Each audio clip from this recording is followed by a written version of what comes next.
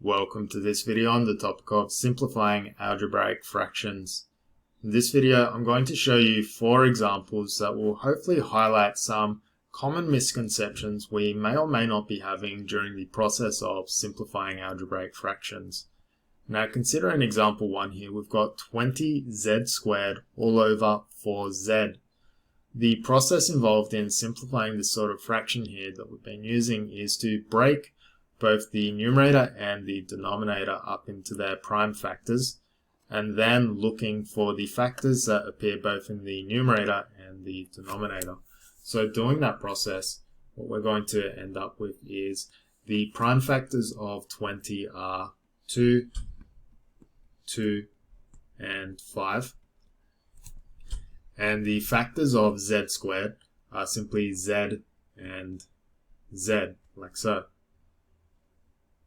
Now looking at the factors for 4z, we've got 2, 2, and z, like so. So just to clarify, if we multiply 2, 2, and 5 together, we'll get the coefficient 20.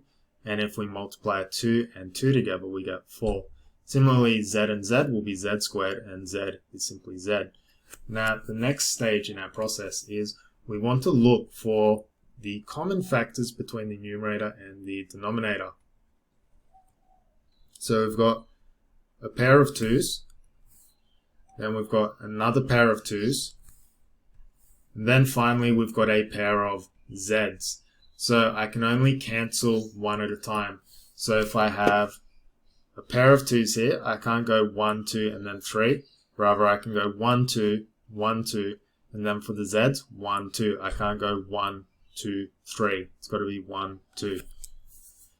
Now, because I've got pairs, I can eliminate or simplify.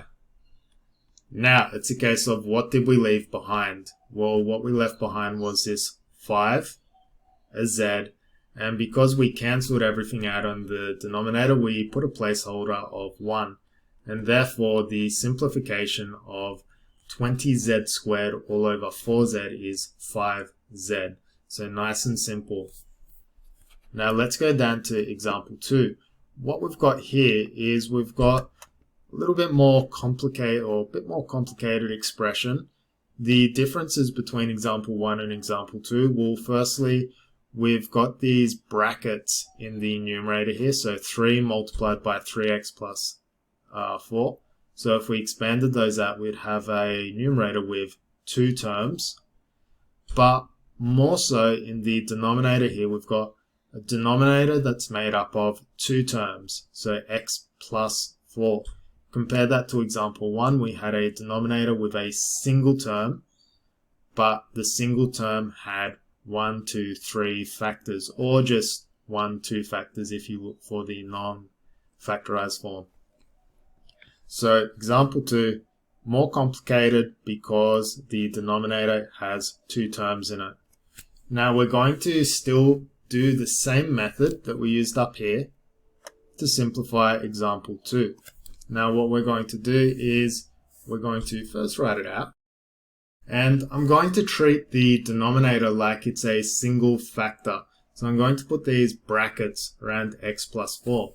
Now it's a case of we ask ourselves, are there any factors in common between the numerator and the denominator? And what we can see is that this x plus 4 here and this x plus 4 down in the denominator, they're doubled up. So we can remove them or cancel them out. And hence we're left with 3 over 1, which is the equivalent of 3. So the important piece to this puzzle here is when we're simplifying fractions where there's multiple terms within the denominator, we treat the denominator like it's a single factor, and we compare to see if there are factors in common with the numerator and the denominator. So x plus 4, that's a single factor. Now let's look at example 3. We've got x plus 5 all over 2x plus 10. Now, I'm going to show you an erroneous way in which I've been seeing people do this. The way in which they've been solving this is they go, this is an easy one. We'll go x plus 5 all over 2x plus 10. And what we'll do is we'll look for the double up of x, and we'll just kill these guys. Gone. Now, we've got 5 all over 2 plus 10, and then we've got 5 over 12, and then we give ourselves a pat on the back. But this is not correct. The problem with this method here, although it looks reasonable, the trouble is that when we're simplifying algebraic fractions, we cannot cancel out single terms in the denominator. Remember, we can only cancel factors. We can't cancel terms. So the correct method in solving example 3 here is, well, we first try and factorize the numerator and the denominator. So if we factorize x plus 5, there's actually nothing we can do about that.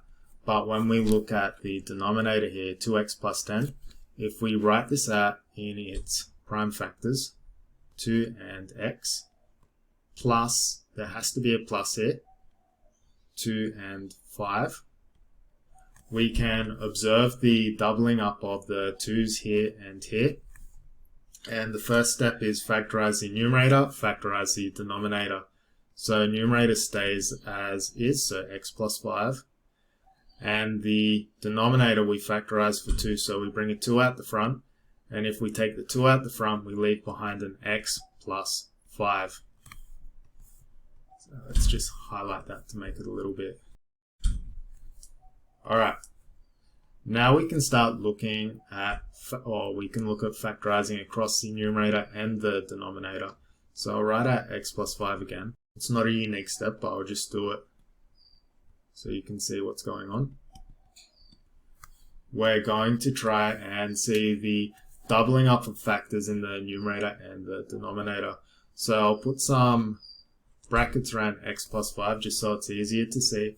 And what we can see from that is that x plus 5 and x plus 5 are doubling up across both the numerator and the denominator. So we treat x plus 5 as if it's a factor, not terms but factors.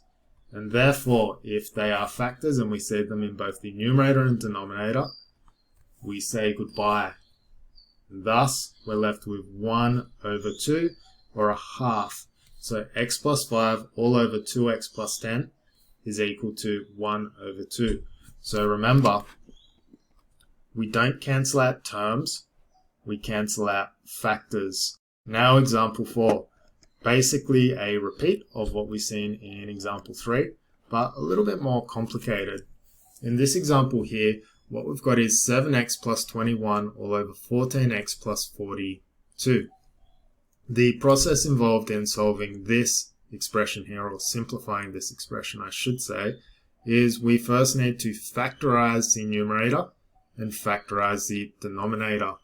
After we factorize the numerator and the denominator, we're going to look for a doubling up of factors in both numerator and the denominator, and if we see doubling up of factors among both, we can cancel them out. So the factors of 7x plus 21, well, we've got 7x, and this is important, we have to put in the plus sign, we can't just ignore the plus, it has to go in there. Now we've got 3 and 7. That's all over. Factors of 14 are 2 and 7.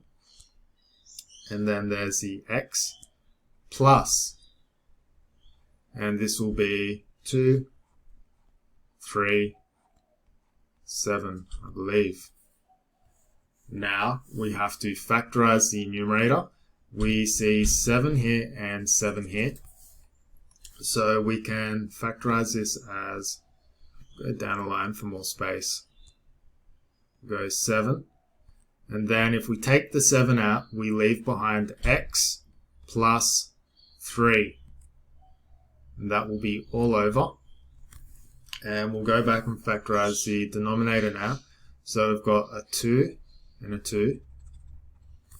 And we've got a 7 and a 7. So I'm going to leave it as 2 and 7. Notice I'm not expanding these brackets just yet. And then we've got x plus 3. Now, we have to look for the doubling up of the factors across the numerator and the denominator. So, don't have to, but we'll put some red brackets just to make it a little bit clearer. And we can therefore see that there's a doubling up of 7 and 7 as factors. And similarly, we've got this x plus 3 and this x plus 3 here. So because they appear in both the numerator and the denominator, they are now gone. These factors have been removed. Therefore, the answer to this, or the simplification of this expression here, is simply a half once again. So hopefully this video has cleared up any misconceptions you may have had about the simplification process of algebraic fractions.